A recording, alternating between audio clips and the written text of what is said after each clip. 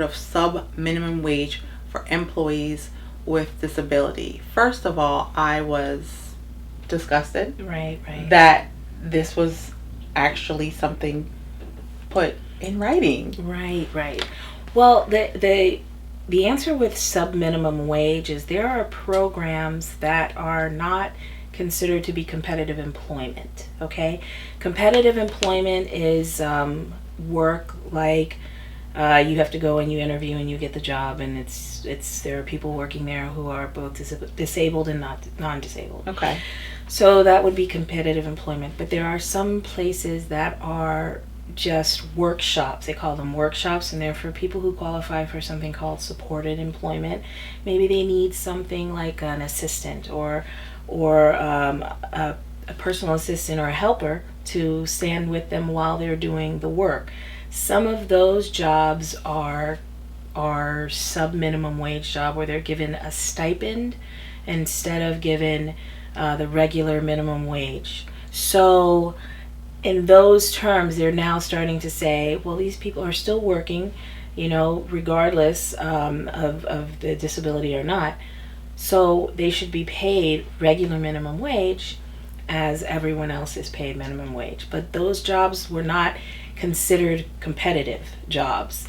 So that's how they were able to not pay the people the regular wage amount. I see. Mm-hmm. Okay. Well, thank you for explaining that to me, Yeah, no because problem. I was like, how is this even?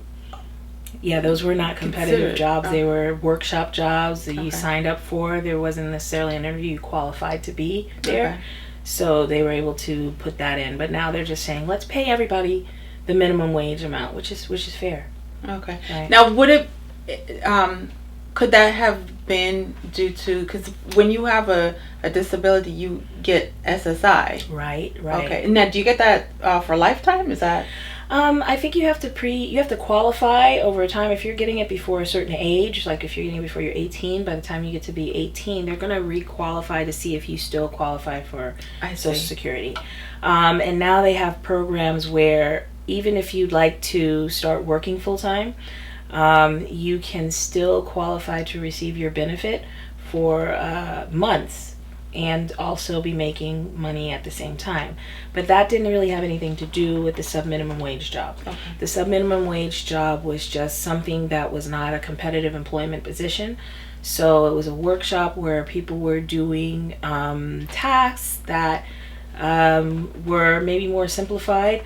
And so they kind of, you can say, got away with saying, well, we're not going to pay regular pay, we're going to pay sub minimum wage. And they still do pay sub minimum wage in all the other states, that including Florida, that you are not on your list. Wow. Yeah. I can imagine how many other states are not on my list. Right. So. Oh my goodness. So I know you were talking about vocational rehab. I would like to know what it is. Okay. And tell me some more about it. Okay, well, I actually work through vocational rehabilitation. I'm a vendor for vocational rehabilitation. Vocational rehabilitation is a program that helps people who are disabled to become employed. Their main goal is employment. So they provide services that you may not otherwise have access to so that you can become employed. Just a wide variety of different types of services. Of course, you do have to qualify for the program, which is a process that you have to go through and to where your eligibility is determined based on doctor's appointments and records that either you bring in or they send you to take. But they provide a wide range of services to include helping with books and tuition, helping, of course, with maybe if somebody wanted to start a start a business, right? Okay. Start a business. Helping with rehabilitation type of technology in terms of if someone needs to have a ramp installed at their home. Okay. Right. There's a lot of different options that vocational rehabilitation helps in terms of services, so that the person who is applying for the services will then be able to work successfully and maintain and retain that job. Oh, okay. Right.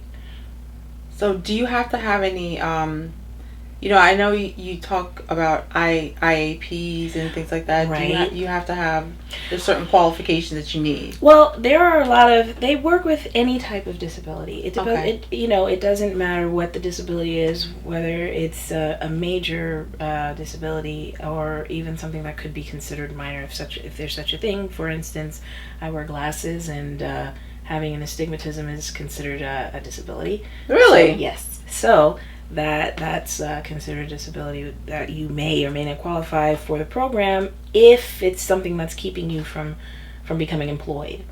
So they work with you. Of course, all cases are individualized, so they work with you in terms of who can become, who they can help, who's eligible for the program because of the need for getting to become full-time employed. Right.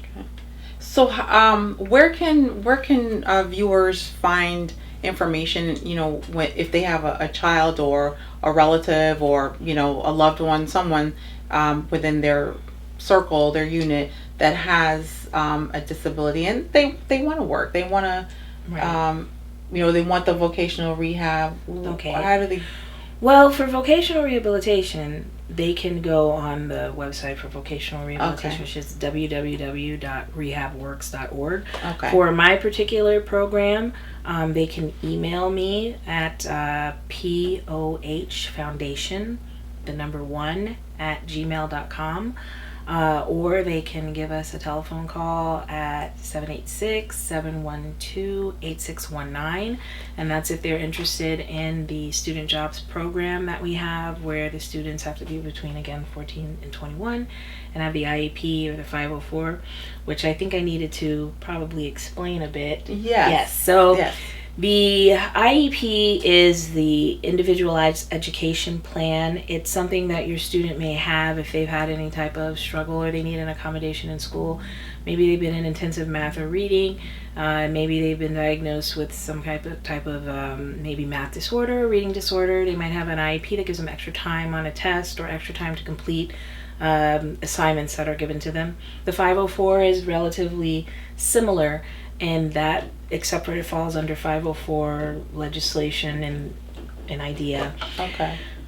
So it's a little bit different in that the school knows that the child needs accommodations, in particular modifications, but they might not necessarily be providing those particularly, but they know that they need them. They'll give them some resources. The BIP is the Behavioral Improvement Plan. Okay. That's if your student has had some behavioral issues, and there are different steps that need to be taken in terms of their behavior and making sure it's modified. And the Progress Monitoring Plan is similar as well. Maybe they're not all the way up to having the IEP or any of the other plans in place, but their progress is being monitored. Oh, okay. Right. So any of those forms of documentation will be sufficient to be eligible for the program. Okay. If the student is in private school, though, they might not have any of these things, and they could ask me, if they want to contact me about that, what steps that they would need to take as a result of their student being in a private school. Okay, because private school, they're not under the same. Right, they have different guidelines, and they might not have. They don't usually have IEPs available at a private school. Oh, okay. Yeah, that's just one of those things. So. Oh, right. I wasn't aware. I've heard the IAP, never heard of a 504, but I've always heard of IAP, and I just thought that was just as long as you have a school. What about charter schools? They should have the IEP. As long as They it's do? public school, they should Okay. have the IEP and the 504 and all of those different plans that are available through Florida Department of Education. It's just that private schools might not. Okay. Right. But it really depends on the type of disability. Okay. And it would also depend on the perception of the person that they're applying for a job with. You know what I mean? Okay. So, legally, as long as the person who is applying for the job can do the essential duties of the job, the essential functions of the job, they are qualified to do that job. So a lot of people are afraid somehow that if they don't hire a person who has a disability, or if they hire a person with disability, it's going to cost them extra money. But that is not true. As long as the person can do the essentials of the job, and if that business owner goes through probably vocational rehabilitation for assistance with, and that that client goes through them, they can probably give assistance if anything extra is needed. But as long as the person can do the essentials, then they should be qualified for the job, and that's how it would work legally. But in terms of running into barriers, people face all types of barriers, and it, like I said, it really depends on the perception of the person who's hiring them. How do they see them? Do they think that they can handle the job? Do they not think they're qualified as a result of the disability, which runs into the realm of prejudicial behavior? Or is this person who has a disability, maybe they're not applying for the job that's best for them? Are they applying for a job that they really can do and it's going to work well for them? But disability is far-reaching and wide-ranging, and there could be a lot of reasons for somebody to run into a particular barrier. Transportation. Do they have the transportation that they need? Okay. Do they have glasses? I would have a lot of trouble doing my job properly without glasses. That's right. Right. If I can't find my glasses, we have a problem. Yeah. Yeah. So, do you have what you need to do your job?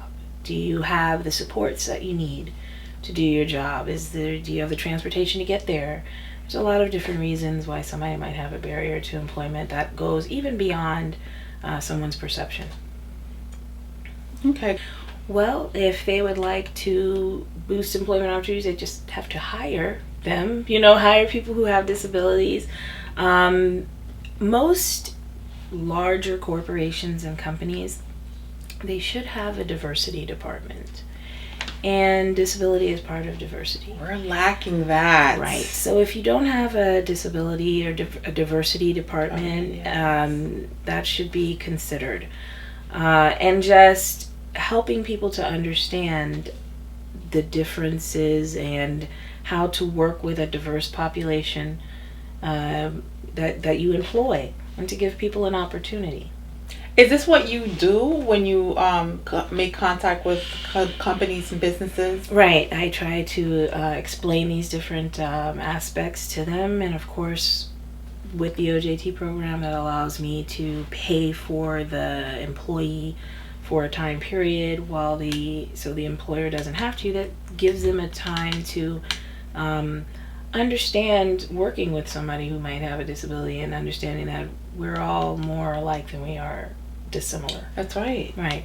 So it just gives them a chance to say, oh, this person is a good fit for the company. And so, yeah, that's definitely something that we do. I like that. I never thought a diversity department. Right. It might be something within the human resources department, but working with people with diversity, and this is something that you should be doing if you have a large company anyway. You need to be making sure that that's part of the training that you offer. Diversity training, exactly, yes. And inclusion and understanding those aspects. Yes. They should be offering that type of training to all of their employees anyway. So as part of the trainings that they're offering, inclusion and diversity need to be part of that. Wow, you should be consulting. Oh, I should be, huh? Yes, absolutely. See, I like creating different income streams for people. So I pick up on strengths, and I see that for you. So that's just another way to. Well, if anybody wants to call me, yes, please do. So, for anyone who seeks assistance for children with disabilities, do you also provide community resources? Absolutely.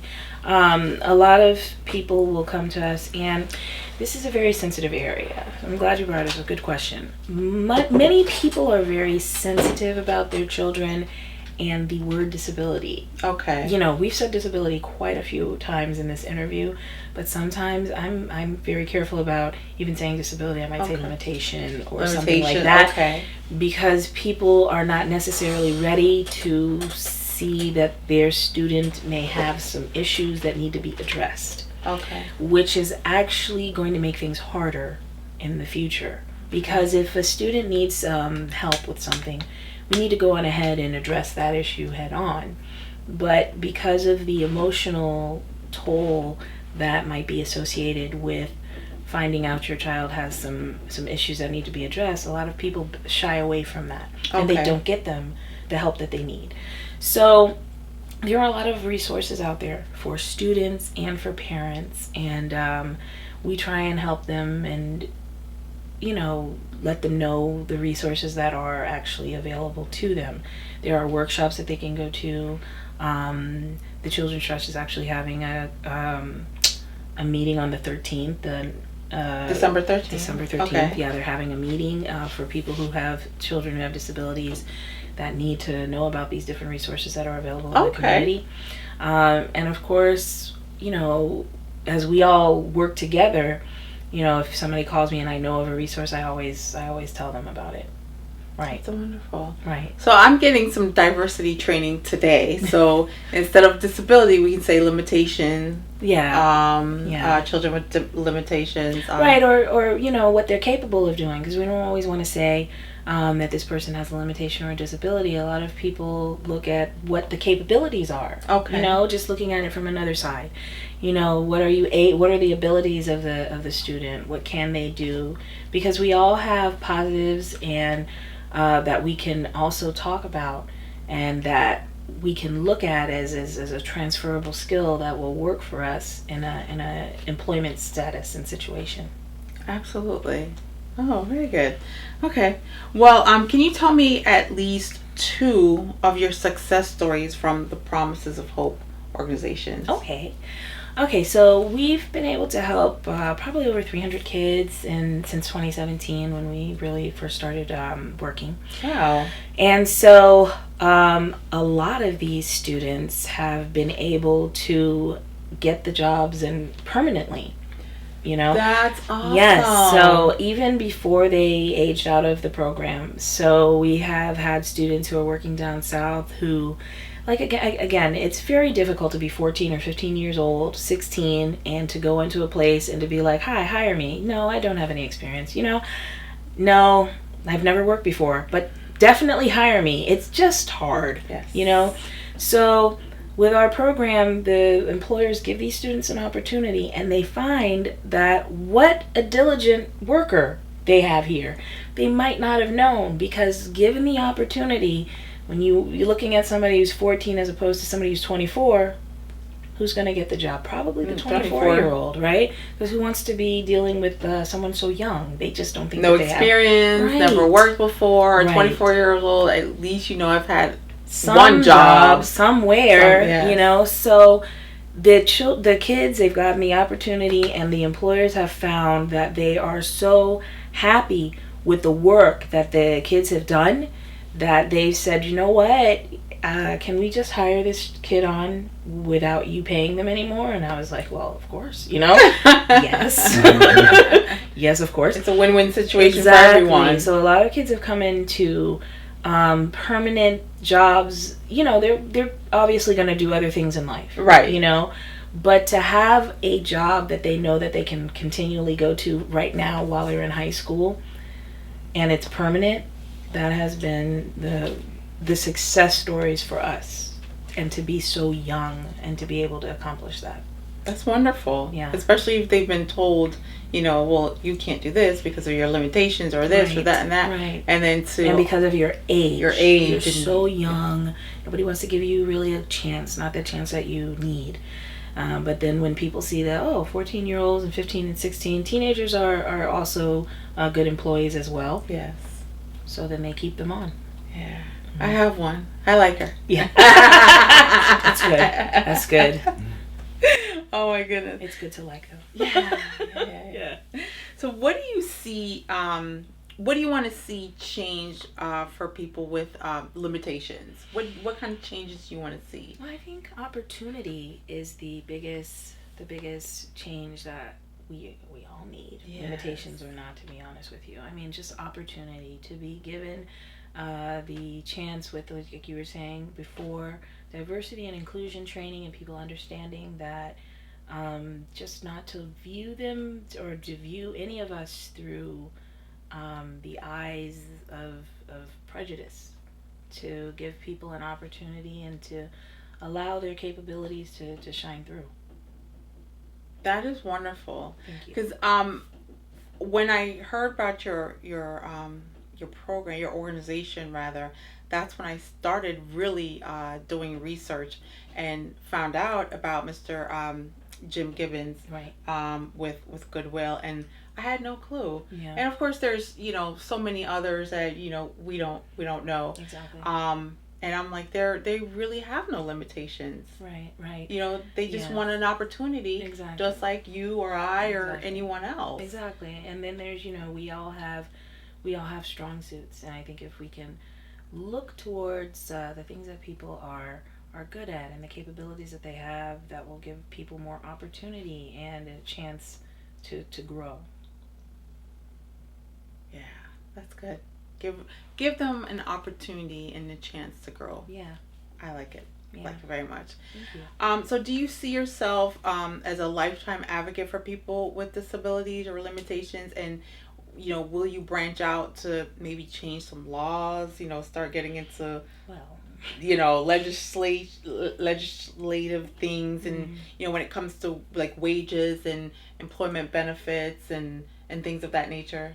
well, I definitely see myself as a advocate for people with disabilities. Definitely education advocate, an advocate for youth, an advocate for people in general who are looking to get the opportunity that they might not be able to get so easily. I would love to branch out to do a lot of things like the consulting that you were talking about. Yeah, I would love to do a lot of things, so in the future, definitely, as we grow, we're really small, but as we grow, we're looking towards making sure that we expand the opportunities that we know about, so that more people gain the knowledge. We really want to make sure that people are able to get that knowledge that we know that they might not be aware of, to make some things a little bit easier for them, and to get them those opportunities that they don't otherwise have as a result of not knowing. So we're trying to let the knowledge flow and come out there, and with that, change, I think, will happen. Absolutely. Yeah. So we really need to get your organization out there as big as Thank you. Goodwill, as the Red Cross. Thank you. That's what I see for you. This is what I envision for you and want Thank for you. you. I really do, because when you're not exposed, Mhm. and when you see children with disabilities are placed in special classes, Right. because going to school, that's what you saw, Right. and so they were never given an opportunity. And I remember very small, because I was born in the islands, but I was Okay. raised here. But I just can remember being really small, and children that were born with Down syndrome.